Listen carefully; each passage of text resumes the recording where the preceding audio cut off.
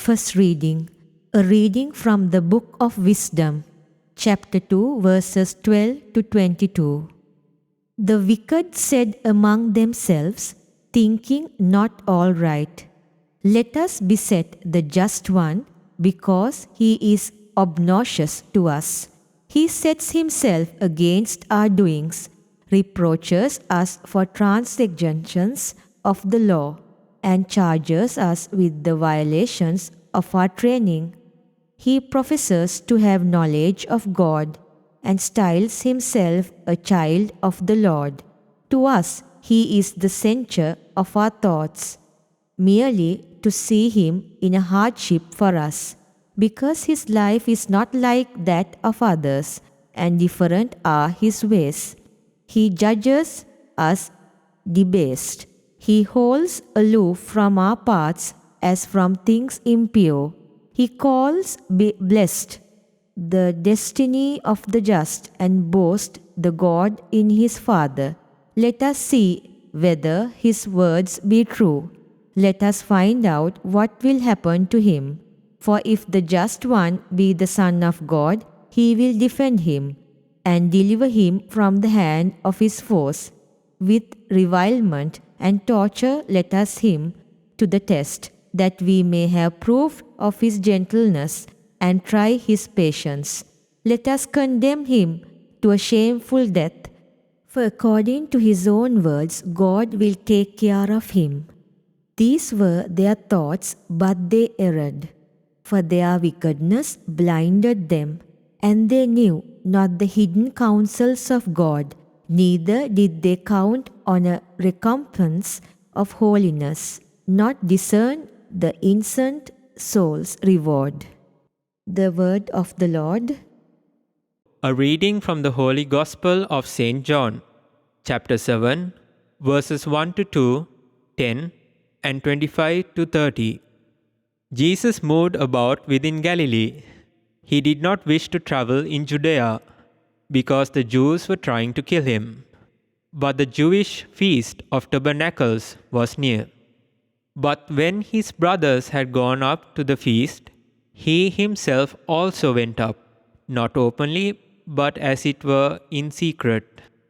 Some of the inhabitants of Jerusalem said, "Is he not the one they are trying to kill? And look, he is speaking openly, and they say nothing to him.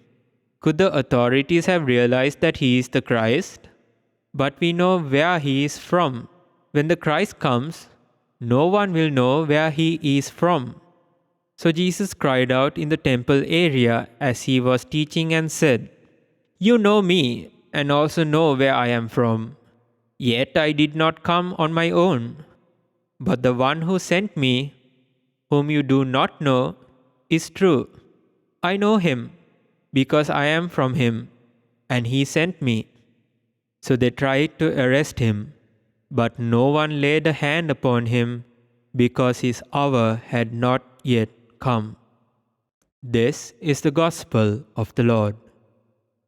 My dear brothers and sisters in Jesus Christ, righteous man's way of life is totally different from that of the wicked man. The way he looks at the world, the way he interacts with others, the way he thinks, the way he acts, everything is totally different from that of the wicked person. Therefore, my dear brothers and sisters in Jesus Christ, always the wicked man sees righteous person as a challenge to his life. Therefore, he tries his level best to put him down or to demoralize him. And that is what we see right throughout the history of salvation. In the first place, when Abel's offering was so pleasing to God, Cain became so jealous towards his own brother, and he killed him. He killed him since he disliked his way of behavior. And what about Joseph, the youngest son of Jacob? He was envied by his own brothers because he was so loved by his father, and his way of behavior was totally different from the other 11 elder brothers. Therefore, he was demoralized and he was put down by his own brothers. My dear brothers and sisters in Jesus Christ, it is same with Jesus as well. Chief priests and the Pharisees and Sadducees, they saw Jesus as a threat to their way of life. That is why they took every measure in stopping Jesus' ministry.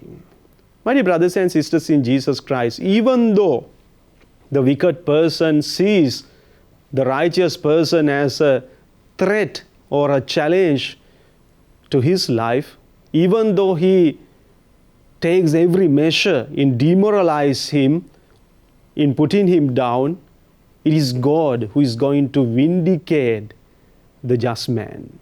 That is the promise God gives us through today's first reading, which is taken from the book of Wisdom. Even though wicked people see a defeat in just man's life, actually at the sight of God, he is the victor. He is victorious because God is going to vindicate just man on the last day. My dear brothers and sisters in Jesus Christ, therefore we are invited to become just like Abel. We are invited to become righteous and just like Joseph. We are invited to follow the footsteps of Jesus in becoming righteous and just at the sight of God. It will be difficult.